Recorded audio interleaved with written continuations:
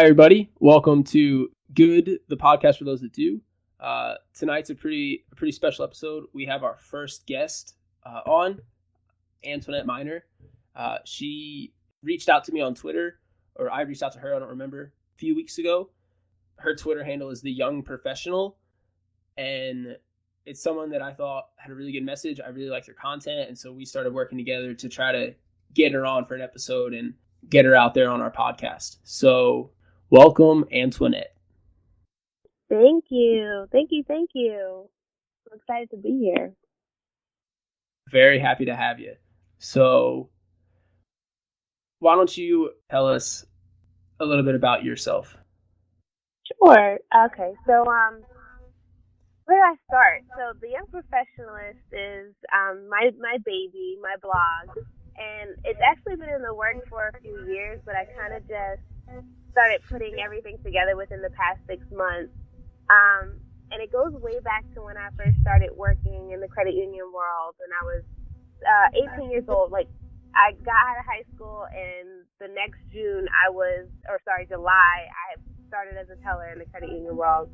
And as I was going through this journey of like starting my career and going to college, I just learned a lot of lessons, and there was really no one around to like tell me what I should and should not be doing, besides my manager. But if there weren't any other young people that were telling me or felt like I could go through this journey with. So, I just was working, and then one day it just clicked for me, like, you got to dress for the job that you want. You got to command respect in the workplace. You got to do a little bit more than just your job in order to make it and be successful in the corporate world. So I started just remembering things, and I say I like to put these little gems in my back pocket. So I started putting these little gems in my back pocket. And then maybe a few years ago, I was like, you know what? I should just start putting all this together and just letting my followers and my readers go through this with me. I'm a millennial myself, so I like to just be real about it. I think we were talking earlier, and I want to take you to Thirsty Thursdays with me, or Center City Sips, as we have here in Philly. I want to, tell you about the time that I just failed and I messed up, and this is what you should do and should not do, or super, super great highs, and I want to tell you about that too. So it's really just following me and feeling like you can relate to me in that way, and then we can move forward and just bridge the gap between the older generations together. So that's really what the Unprofessionalist is about. Yeah, I love it, and you're really funny. I mean, when I'm looking at your blog, why can't you twerk on Saturdays? I mean, that's a very valid question. I mean, I'm a little concerned if there's any videos of me twerking on Saturdays. I don't want that to get out. If teachers are getting fired, I mean, they're tenured. What's going to happen to me? Right. We live in this digital space where everything is like, there's no longer this personal life and professional life. There's no set boundaries like there used to be, or like for older generations. So when you do just want to go to the club and have a good time, I mean, I'll tell you this, one time, my 25th birthday, I had such a good time, I broke my toe. But now, oh my God, it was the best birthday ever. But nowadays, that could easily be given to my employer, and it even goes down to high schools. Like, I remember growing up, all of the space in the area that I went to was considered a school zone because of all of the bus stops. So anything that you did outside of school, you actually would get in trouble in school for. So if you got in a fight outside of school and it wasn't school hours or even on school grounds, because technically everything was a school zone, you got detention at school too. So it's almost like the same thing. Like, we just live in this era where it's just all mumble jumbled and all in one. Yeah, you're absolutely right. And I think a lot of times, I mean, at least me speaking from my experience, when someone sees you, they automatically pass a judgment on you because you are a millennial. And our generation gets a lot of press, and some of it's good and some of it's bad. But as a millennial, you get a lot of press from the older generations. I think more and more of them are starting to take notice of us because we're having more of an impact, and we're ushering into a new class. You know, the Generation Xers and all the baby boomers, they're getting old, right? And they're starting to transition out of the professional life. And so when we shift in, that's a little bit of a power switch, right?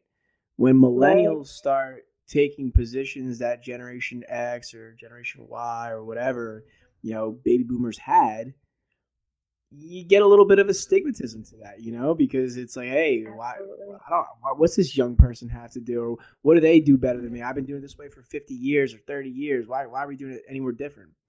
But what you come across, and this happens in my industry, I'm sure it happens in yours, and Shivo absolutely sees it too, is that things you did 30, 40, 50 years ago that were great and worked just aren't the same in this day and age.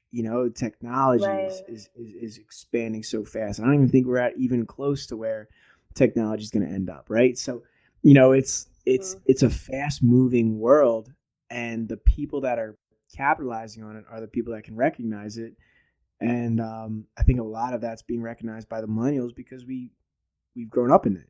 We've grown up with cell phones and all that. So really interesting stuff. One thing that caught my eye that I'm really impressed about is talk to us about the Global Millennial Women's Conference. That sounds like it's gonna be awesome, and that's coming up in about a month. So that seems like a sweet event. And if you've never been to Columbus, I haven't either, but I've heard fantastic things about the city. So I'm sure you're probably pumped to stay there for a few days. Yeah, I'm so excited. So I'm going to be speaking there. I don't want to tell exactly what I'm going to be speaking on because it hasn't come out just yet. But it's a conference for millennial women for just professional branding, professional advice. And what I love about it is that we're not going to sit in a room and people from older generations are going to sit and talk down to us. And not that all people of older generations do that. That's absolutely untrue. But we get to have a conversation with ourselves. I always say in my seminars, I don't want to talk at you. I want to talk with you. So the conference is just going to be a room full of global millennial women getting together, having a good time, and we're changing the standard, like you were saying. There's not just going to be standard networking. There's going to be a band there. There's going to be, some brunch and happy hour and things like that. Whereas conferences typically don't do things like that. So I'm really excited that we get to have something of our own. And I have to give a shout out to Courtney Ball, who is the founder of the Color Me Be. And she actually reached out to me, and we got a good partnership going. And that's how I found out about it, and then applied to be a speaker. So it worked out really well. Yeah, that just sounds like an awesome event to be a part of. But more importantly, and I'm really glad that hopefully I assume that most of the listeners of this podcast are millennials. But one thing I love about this is that I don't think a lot of millennials or and I'll just call them people our age, but I don't think a lot of people our age know that conferences like this exist. I don't think a lot of people our age know that they can reach a group of people like this or get in front of a group of people. And look, if speaking's not for you, don't speak. But attend it. And I think I think that if you could go to these events and you can be around people that are like-minded as you, is it going to hurt you or is it going to help you? I mean, are you going to leave on June 6th from this conference and say, oh, you know what? Complete waste of my time. I just spent so much time with all these people who are trying to be successful, really motivated, looking to better themselves each and every day. I got nothing out of this. You're not going to say that. I know you're not, because it's almost impossible to say that, right? And I don't think I think a lot of our people our age just, they would go, but it's really easy not to go. And it's really easy not to look for. And I don't know if we have, and this is true, is I don't know if we have good resources to know what events exist or where to go. I mean, what are you Googling to find out? I would never know that the global, well, maybe because I'm a guy, but I would never know that the Global Millennial Women's Conference existed. And there's probably a Global Millennial Men's Conference that I don't know about. And, it's like, where do you go to find that?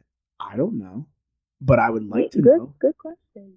Good question. And it's actually, you hit on a lot of great points. There's, first of all, the power of networking. Whether you go to speak or whether you go to just be there, just be there. Invest in yourself. Something like conferences can cost as little as $20 to as much as thousands of dollars. If you just take the $20 just to go and say, hey, I don't know how I feel about talking to other people, but I'm going to go watch this seminar on being on LinkedIn, you've already invested in yourself. So you just take that chance. And then as far as, going there and networking, that's how people are finding jobs these days. Let's be realistic. My last job that I just took, I didn't apply for that. I found that through networking with people. And the job before that, the same thing. Someone told me about the position. So it's not for anything. Do it to make your next career move. And thirdly, as far as how to find them, I 100% agree with you. My last job, I was in business development, so I actually had to be out in the community and going to different seminars and different conferences and joining different groups in order to make business deals. So I wouldn't have known all of that had I not been in that position. But what I did find was that my best resources were chamber events. So if you have a local chamber of commerce, that's an excellent place to start. Especially if they have a young professionals network. Almost all of them do. And if they don't, be the person that says, hey, I want to start a YPN network for this chamber event. They would love you for that, and you'd be golden.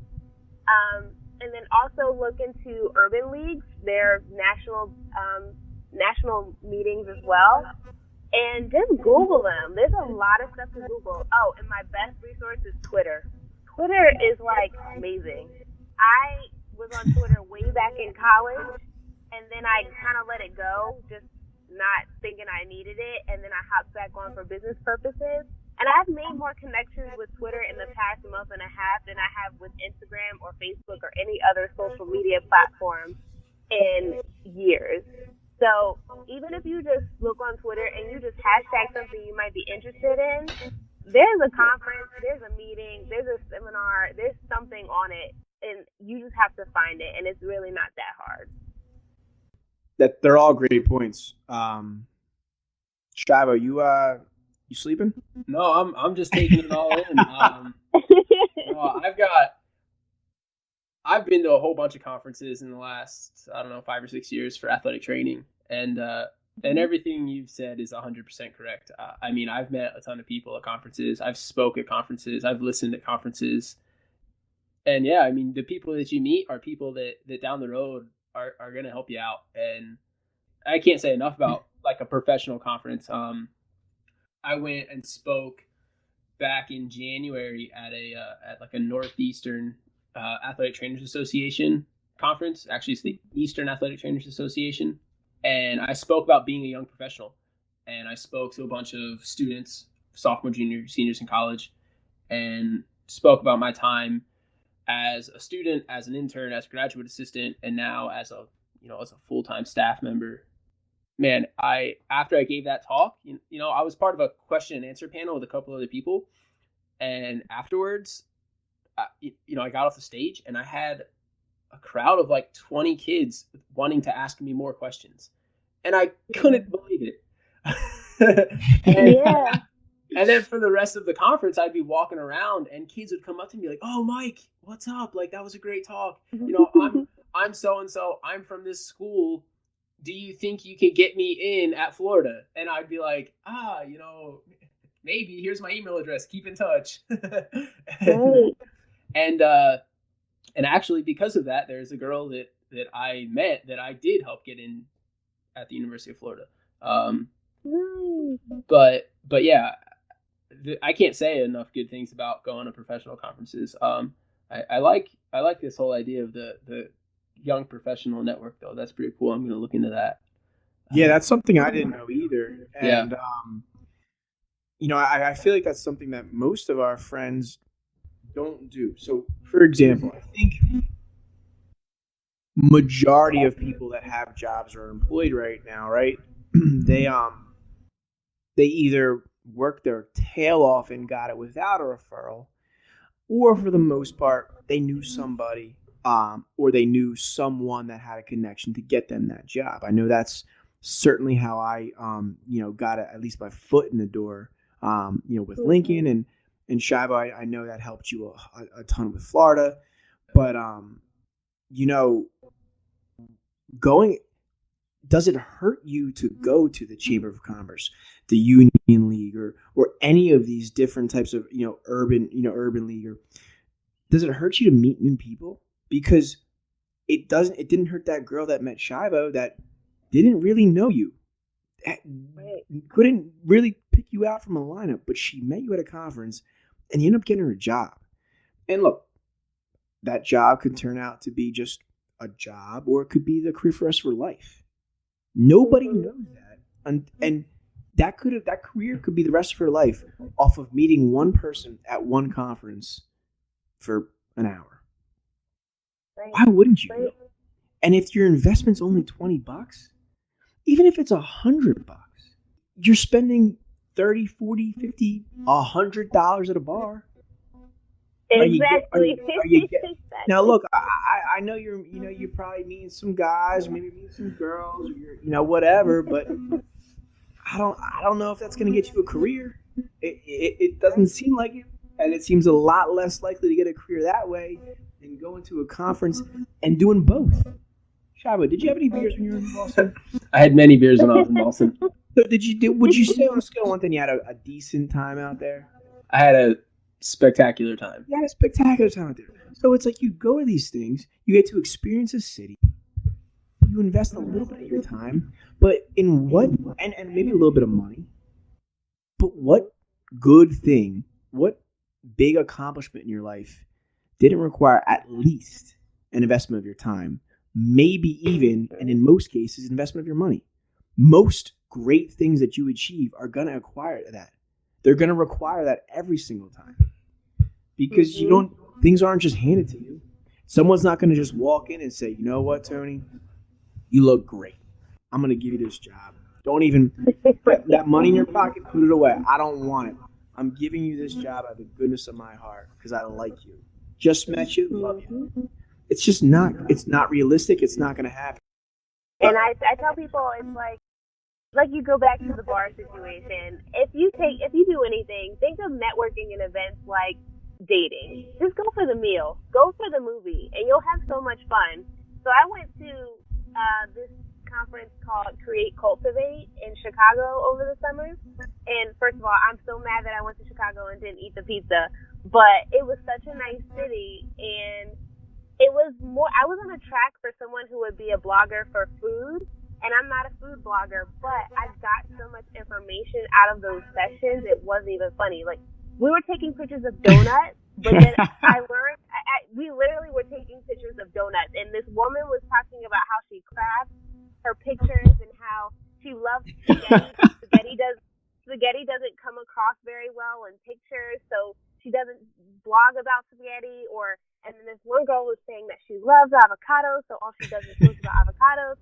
But at the end of the day, like, I learned about how to create spaces for great pictures and how to use a whiteboard instead of a blackboard. And I will be taking pictures of donuts, but I still got the experience out of it. And then it was fun. I invested it. I got on a flight for like $30 from Spirit Airlines, and I did it all in one day.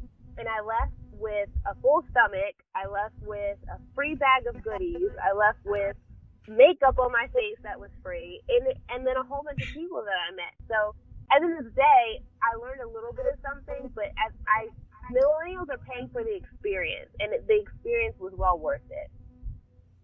100%. That's great stuff. So Antoinette, I got a couple outside questions for you. Sure. The first is, do you have a mentor? And if you do, you mind sharing like a little bit about your mentor and kind of why they are your mentor, if they are, and how they help your career? Okay, I'm about to admit something, but I'm the unprofessionalist and I'm always real and I always want people to find themselves in me. But the truth is I do not have a mentor. And I don't have a mentor because I feel like a mentorship is something that you don't take lightly, and have to you have to pick the right mentor, and your mentor has to pick the right mentee. So I just haven't come across somebody that I feel genuinely connected with and feel that I could, ask my business questions and also ask my personal questions with. I do have people that are very close to me that I ask for advice, and I work with them often, and I value their opinions. But as far as like a real mentor, I don't have one just yet. And I'm not in the business of just going up to somebody and say, "Hey, your portfolio looks really cool. Can I be your mentee and you be my mentor?" Because I want it to be like a real relationship, But I definitely suggest that if you haven't found one, you should find one. And I'm just on my journey. I'm finding one right now. Solid Yeah. answer. It's not. It's certainly not something that can be forced. It is definitely a relationship that has to just kind of occur naturally, and Right. and then it'll grow from there. That's kind of how mine started. It turned out to be my boss when I was down at the University of Florida, but it was, initially we weren't that close, and then after I really sucked at my job for a few months, he kind of like took me under his wing and was like, "All right, look, you can do this, and I'm going to show you how." And now it's it's grown exponentially in the last 4 years. So I love that. That's like the definition of a good leader. Like someone that takes you under their wing and shows you what to do and not tells you what to do, that's right. and doesn't take all the credit for themselves or says I'm going to do it all because I'm the leader or I'm the boss. A true leader is somebody that will show you the ropes and then everybody wins. I love that story about your boss. Thank you. Yeah, he's a good guy. Duke Warner, as good as it gets. Good. Shout out, dude. That's right. Cool. So what's the last book that you read? The last book that I read, what I do is I like to read in between things. I'm a really big skimmer. So right now, listen, life is real. The last thing that I read front to back, and I only read it front to back, was because my CEO at the time made all of the senior management and leadership team read it. It's the 21 Irrefutable Laws of Leadership, which I really, really, really love. Is that a John C. Maxwell book? Yes. And he wanted everyone in management to read it because he felt like, just like what you were saying, you have to show someone how to be a leader in order for you to be a good leader as well, and delegate tasks. And there's some leaders that are better at it, some leaders that are not. It just goes through the whole entire process of being a leader. But what I started reading a couple weeks ago, and I keep it at my desk, and what I'll do is I'll just pick a couple pages out of it and read it. It's called 5 Minutes to a Happier, More Productive Workday. And it's a really short read, just a few pages that you can pick up every day. And it just gives you really good tips on how to feel a little more relaxed, especially when you're overwhelmed at work. So I like reading that book. And then the last book that I'm reading for fun, is called The Cubicle Chronicles. And I found this on Twitter. I started connecting with the author. Her name is Lynn. And it just goes through a girl who's going through her job, and she's in that millennial space where you graduate and you don't have a job yet, and your parents are like, why? And then you finally get something. So that's my fun read for the week. Yeah. But that's how I read. I dip in and out of stuff, and then I get back to it. Hey, not everyone can sit down and crank out 10 pages a day. I know. My coworker I said she went tried. through an 800-page book the other day and said that she wasn't interested in it. She just wanted to see how it ended. And I was like, how do you do that? It's a big 800 time pages, commitment. you're not interested. Yes. There's It's a lot big to time do commitment. in that time span. Man, very good stuff.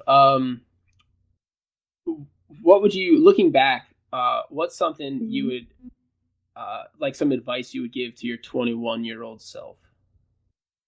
My 21-year-old self. Tough question. Yeah, that is a tough question. I would tell her to break out of her shell and to network with more people, because I was, at one point in my life, I was somewhat shy.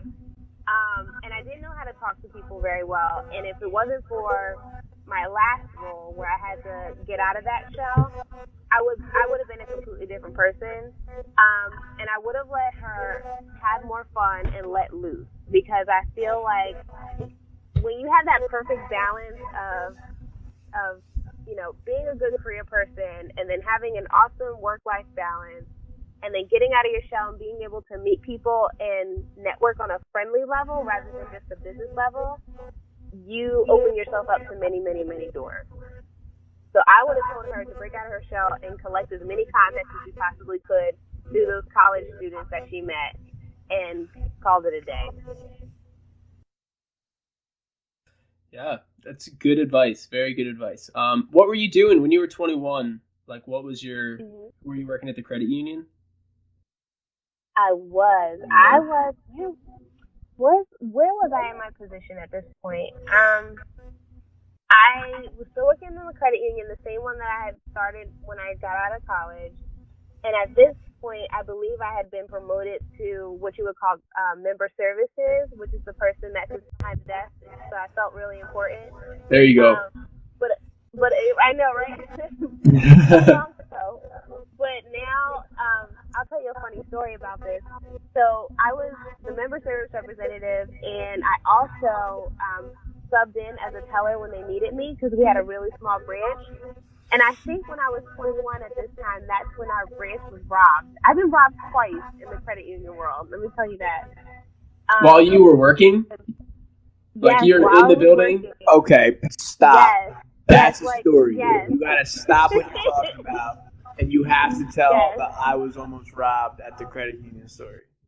Okay, so this is first. I was robbed twice. The first one was really crazy because it was like this woman walked in and she took the money out of my register and she left. And then come to find out, when she went to court, she said it was because she wanted to keep up with her fashion habits. And she was mad at me because I put, the little dye packs that you get? I put one in her purse, and apparently it ruined her purse, and she was really upset about that. So that was one. The second one, there's two guys, they robbed the credit union, and it was actually somewhat scary because they were armed, and they did take the money. But this one was really interesting because we actually went all the way to trial, and I had to stand and I had to testify against them. And the only thing I can remember from this story is that they asked me to describe him, and for some reason, the only word that came out of my mouth was that I said he was fat, and I did not mean to call that man fat. And I was like, what am I doing? I did not mean to describe that man as that. So now I'm nervous, and his family is there. But when they say, like, when you see the robberies in the movies, it does not happen that way at all. You kind of just feel like dumbfounded. Like, what? Did that just happen? Seriously? Oh. Okay. I'm just going to move on about my day, especially because the money isn't short. It's not yours. They don't want you. They just want the money. Just get them out the door as soon as possible. So, like, I think that's one of my favorite things that has happened to me, that I actually went through that with my coworkers and we got through it together. That's insane. So the first one, with this woman walks in, does she like slide the note across the counter and it says like, give me all your money? Oh. She did. So like in that aspect, I know. And that aspect, it happens just like the movies, but it doesn't happen where you think like, oh, there's a whole bunch of guns and people have to get on the ground and no. They just want the money. And I should have known something was up because it was the middle of summer and she had on a long john shirt. Like it was so hot. So I didn't know that she was trying to conceal herself at that moment. But and because I was the only person that saw what happened because it was my drawer, so I I just turned around and I told my manager, I was like, hey, we just got robbed. And then she was like, really? So everybody else around me is freaking out, and I'm like, guys, it's not that serious. Like I'm good. No one's hurt. They just took the money. That's incredible. I've never talked to somebody that's actually been robbed from a bank before. Wow. It happens more often than you think. It's just that most people How often do you don't think it get happens, caught. Shadow? I think that it's a pretty rare occurrence. Right, like I feel like a bank robbery to me is like a 4 times a year type of deal, and like apparently, because like think about your thought process. All right, so hypothetically, I'm sitting here in Michigan, right, and I'm struggling. I need to get money, and I'm gonna say, you know what I'm gonna do? I'm gonna rob a bank. I'm just gonna rob a bank.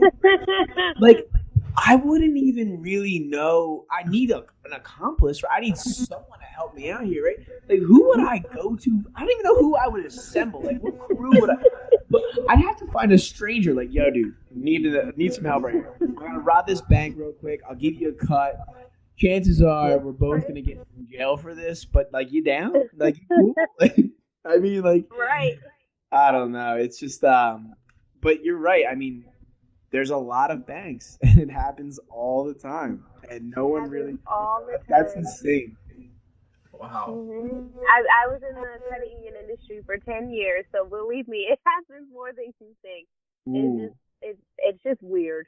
It's a weird situation more than anything. More weird than scary. So maybe this won't be the same answer, but what was the toughest decision that you had to make as a professional? And it might be the same answer. Like, hey, Do I give her all the money or do I not? No, that definitely wasn't the toughest decision. But so I was thinking about this, for a while. Mm-hmm. The toughest decision, I think, I recently had made a job change, and that job change came with a much better. I shouldn't say much better. I should say a different set of rules, a different set of coworkers, a different, completely different field, and a completely different role with some aspects of what I was previously doing. But I had to consider taking a pay cut because I was going to nonprofit world. So it was a really big decision to make, and I had to think about what was more important. Was it that I was trying to move up in my career, because sometimes you do have to do that. You have to take a step back in order to make five moves forward. Was I able to take the pay cut? Well, am I able to do that, like financially and personally for myself? And then what things are going to be better? So like someone in that situation, I would suggest that they look at certain things like, well, your health benefits. Are they better at the new job? So I was able to also move because my health insurance significantly went down because it was a nonprofit job. So that's something I didn't have to pay for. I also realized, do you want sanity? Is that something that you're looking for? I was looking for a job atmosphere where I felt like I could actually relax. It actually, take some back of my work-life balance. Yeah. So at the end of the day, the job was really well worth it. So I had to think about the pay, the benefits, work-life balance. Something else you should think about, pay time off, and sick leave, if that's something that might be a benefit. I had a friend who recently made a job move because she was interested in having a family. So she ended up going to another company where she got 52 weeks maternity leave. So that worked out well for her. The whole year? Yes, the entire year. So she gets to have her baby and have an entire year off and then go back to work. So when people think about moving to different jobs, I want them to think more so not just about, okay, I'm going to go from job A to job B and there are different roles and I can do this, I have the skills to do what I need to do. It goes down to a lot more than that. Like, this is where the adult has to kick in, and you have to say, what about the benefits? What about the pay? What about student loans? So, for example, now that I'm in the nonprofit world, I'm eligible for student loan forgiveness after 10 years of working in nonprofit. So that's something that also helped me make this decision. So that was a really tough decision because I really was stuck in the payroll aspect of it, but then I had to consider all of the other little options, and I ultimately made the move, and I'm happy that I did. Good. Yeah, I mean, that's more. Yeah, that's good. And especially getting up and moving from one career path to another, that's not easy to do, and a lot of people, I think, might take that for granted. Yeah. So, Tony, where can we find you online? So I am in the Twitterverse, as I like to call it, at the Young Profresh. So it's the Young PROPHRESH. I don't know where I came up with that, but we're working with it. And then I'm on Instagram as the Young Professionalist, and then always my website at theyoungprofessionalist.com, where you can read the blog and give comments and feedback. And I'm in the middle of revamping it, so it should look really cool really soon too. That's awesome. D-Friend, you got anything else? Tony, you got anything else? I mean, the world is your oyster right now. I'm enjoying everything you're saying right now. So whatever you got right now, I think I can feed off of. I got a couple things in my back pocket, but I'll give you a little commercial. Whatever you want to talk about. Okay, well, this is the one thing that I want millennials to do, and coming from my managerial side, because I do manage teams. I want them to take chances and I don't want you to always say yes, but essentially just do it. Especially if there's nothing stopping you, just take the chance. So if somebody says, hey, can you go down the street and get some coffee? Yes, I can go down the street and get some coffee. Or, hey, what do you think about taking this class to improve this skill? I don't want to hear, I'll think about it, or no, I don't think that's what I want to do. Just take the opportunity. You never know why somebody is asking you to do that. So, for example, I would always ask my team to take this class. It was a sales class, and for me, that meant you were ready to start managing and actually be promoted to manager. So when somebody told me no, or they weren't thinking about it, and you know what, that might be their life at that point in time, but for me that meant you weren't ready to take the next step. So I just want millennials to always realize that there's something behind what someone may be asking you to do, and to always just take that extra step forward. You can't just go to work and say, hey, I'm in my 9 to 5, I'm going to answer the phone and answer my emails because that's in my job description, and do nothing else. Take the extra step, and always remember that, sometimes it isn't about what you do, but how you make people feel. And when you make someone feel like you've done a good job, then you're golden. I think people remember how you made them feel more than what you said or what you did. They remember how you made them feel when you did it. One thing I picked up from Tim Ferriss's podcast, I don't remember who he was talking to, but I want to say it was Derek Sievers. And one of the things that they were mentioning is like, there's so many, and I think we can easily relate to this. There's so many things you can do, right? Mm-hmm. Every single day, even at my own job, I have so many different things to do, whether it's call someone, connect to someone, email, follow up. There's a million different things I can do, right? I can't do them all, and you can't do them all, and Mike Shivo can't do them all. Anyone listening to this podcast, you can't do them all. So if you're gonna do something, do it. There's, and I think what the point that Tim was making is it's not, oh, I kind of want to do that. If you only kind of want to do it, don't do it. If someone says, do this, hell yes, I want to do it, then you better do it. It's either hell yes or no. But don't half go into it. It's I one of my favorite books. You know how every book has it's dedicated to in the beginning, the first 3 pages. One of my favorite books has a quote, and I guess it's somewhat timely, even though Star Wars came out 4 months ago or 5 months ago. But the quote was from Yoda, and I know I'm sounding like a nerd here, but no, the quote is so good. It's do or do not. There is no try. I love that, right? I mean, do or do not. If you're gonna, why try? Why try? Do it, and do it with all you got, because that's the only thing you have in this world is time, and how you use that time is going to determine how successful, how impactful you're going to be. We all are given the same amount of time. The people who enjoy their life the most, the people that get the most out of their life, the people that inspire and impact and love the people around them, use their time to the best of their ability. And that's plain and simple. So do or do not. There is no tries is something that I think you absolutely embody, right? Go to a conference in Columbus? Sure. Absolutely. I'm going to do it, and I'm going to speak at it, and I'm going to crush it. And I'm going to talk about Beyonce and Lemonade and how, great that new album is. And, but,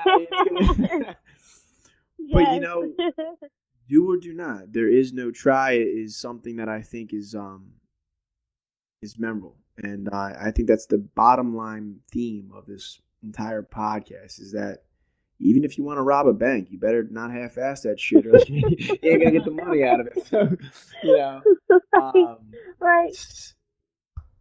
So, if you wanna tell us again where we can find you on the podcast or on the blog, I really love reading your stuff. It's funny, it's entertaining. You obviously have a great personality and a ton going for you. So, I really hope we get to do this again, and I'm sure we will. So. Thank you so much for taking the time. Oh, no, you guys are great, wonderful. And I wish you all the success with your podcast. And let's continue to keep in touch. And somehow, some way, we'll make it work and we'll collaborate on something. Man, all right. Well, yeah, Antoinette, thanks so much for doing this. It's been incredible. I can't wait to keep up with your blog and see what's going on down there in Philly while I'm up here in New York. But yeah, we'll certainly keep in touch, and we'll maybe in a couple of months fire up another interview and see how things are going. Thanks for listening, everybody. Tonight you heard our first interview with Antoinette Miner from the Young Professionalist. Check her out online. I'll have all of her information, her website, her Twitter down in the show notes. Thanks to our friend Brian Turner for creating the music for the podcast. And you can reach out to us on Twitter, podcastgood_, or email us podcastgood@gmail.com. Thanks a lot. This has been Good, the podcast for those that do.